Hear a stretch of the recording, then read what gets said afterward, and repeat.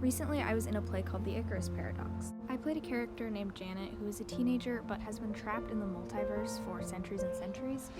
She is very isolated because she can see the audience and the audience can see her, but she tries to talk to them and they never understand. She's always stuck in whatever universe she is in.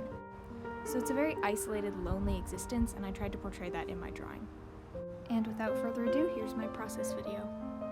I started with a sketch on a piece of scratch paper, and then I went over it in Procreate. I did several iterations of the sketch so that it looked nicer, and then I laid in the flat colors just so that I could have an idea of what I was doing. Then I fixed things up a little and messed with the background.